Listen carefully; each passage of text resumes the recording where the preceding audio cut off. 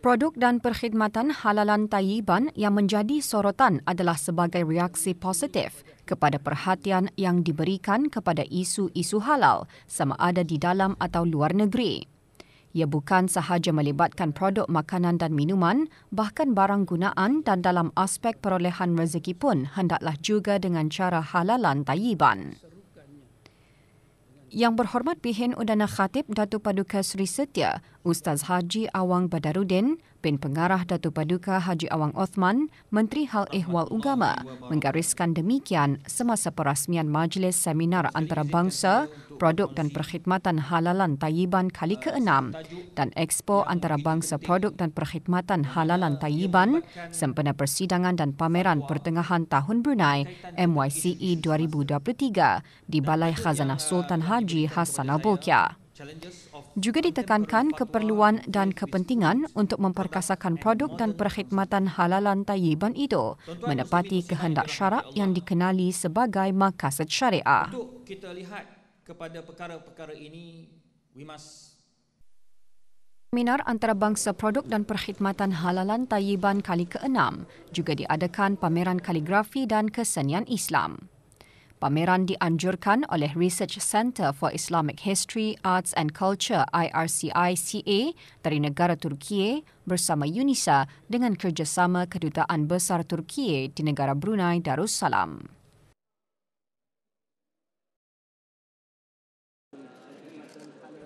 Expo Antarabangsa Produk dan Perkhidmatan Halalan Tayyiban memberi peluang kepada orang ramai untuk meningkatkan pengetahuan tentang isu-isu kontemporari halal dan mengetahui peranan agensi-agensi kerajaan dan berautoriti dalam pensijilan halal. Expo dianjurkan bersama oleh Kementerian Hal Ehwal Agama dan Universiti Islam Sultan Sharif Ali UNISA. Produk-produknya macam bakul anyaman, produk kraft tangan, makanan kering dan sebagainya lah. Banyak lagi produk-produk diorang ingin diketengahkan. Jadi sebab itu Tunas adalah marketplace for vendor ni lah. Kami mengetengahkan produk dan perkhidmatan tulisan Jawi daripada Pusat Kaligrafi Yayasan yang dihasilkan oleh kaligrafer tempatan sendiri. Kami display some of our products lah.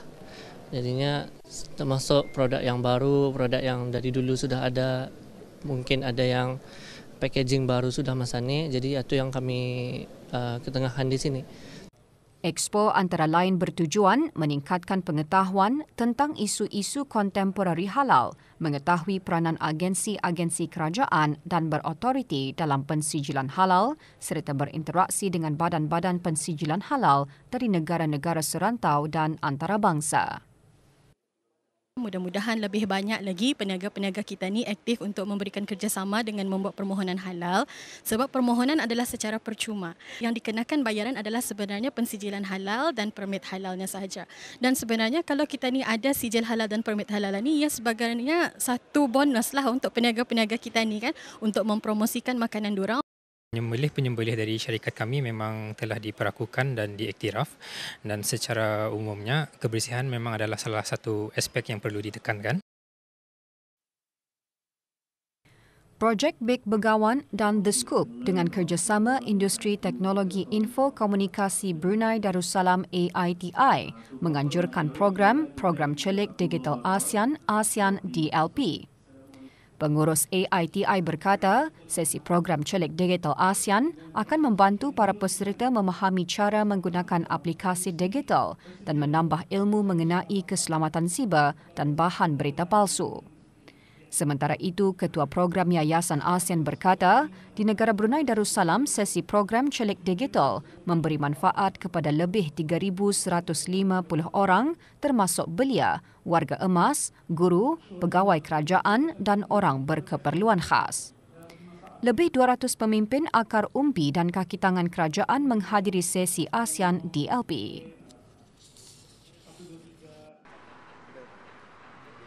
Kontenapak dilancarkan bagi kitaran kelima program latihan inkubasi makanan yang bertujuan memupuk pertumbuhan dan pembangunan dalam industri makanan tempatan.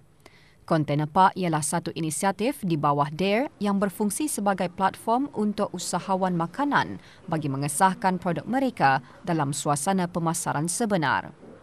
Program menawarkan latihan komprehensif, bimbingan dan sewa bersubsidi untuk tempoh 1 tahun. Kementerian Hal Ehwal Luar Negeri Republik Korea dengan sokongan Kementerian Kewangan dan Ekonomi Negara Brunei Darussalam menganjurkan Bengkel Dana Kerjasama BIM-Piaga Republik Korea BKCF. Ditubuhkan pada tahun 2021, BKCF menyasarkan untuk menyumbang ke arah mempromosi pertumbuhan inklusif dan seimbang di Asia Tenggara dan meningkatkan kesaling hubungan ASEAN. Bengkel dihadiri oleh para usahawan, wakil dari agensi-agensi kerajaan serta para pegawai dari Kementerian Hal Ehwal Luar Negeri Republik Korea.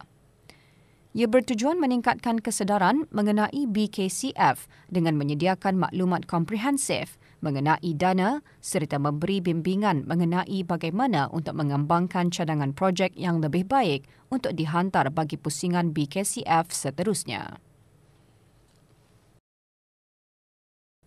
Mesyuarat Menteri-Menteri OPEC dan bukan OPEC kali ke-35 diadakan baru-baru ini di Ibu Pejabat Sekretariat OPEC Vienna, Austria. Deklarasi kerjasama, ringkasnya DOC di antara negara-negara OPEC dan bukan OPEC yang dimeterai pada tahun 2016 mengiktiraf keperluan kerjasama di antara negara pengeksport minyak untuk mencapai kestabilan yang berpanjangan di dalam pasaran minyak demi kepentingan pengeluar dan pengguna.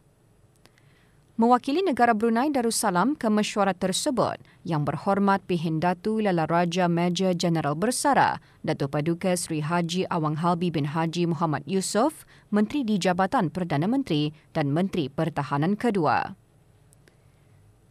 Semasa mesyuarat tersebut, negara-negara OPEC dan bukan OPEC menyokong cadangan yang dikemukakan pada mesyuarat Jawatankuasa Pemantauan Bersama di peringkat Menteri kali ke-49 dan penyelarasan tahap keseluruhan pengeluaran minyak mentah bermula 1 Januari 2024 sehingga 31 Disember 2024.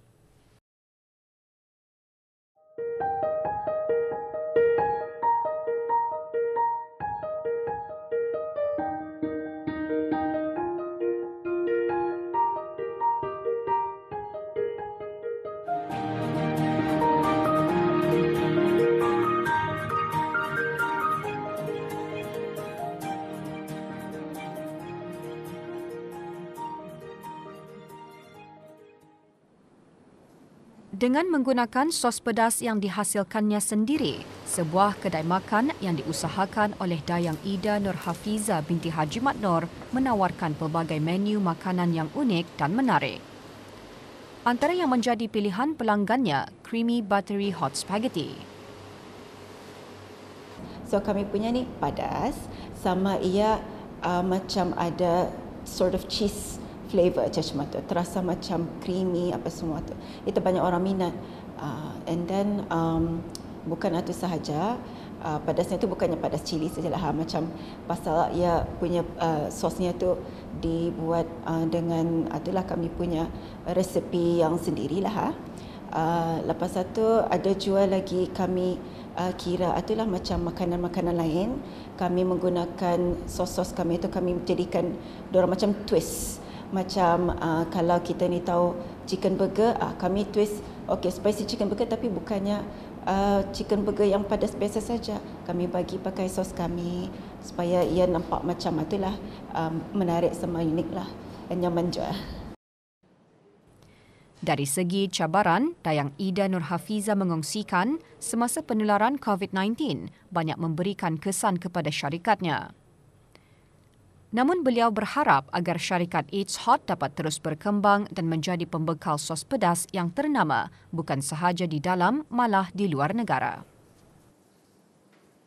Kalau cabaran sekarang ini mungkin itulah mencari pekerja yang lokal.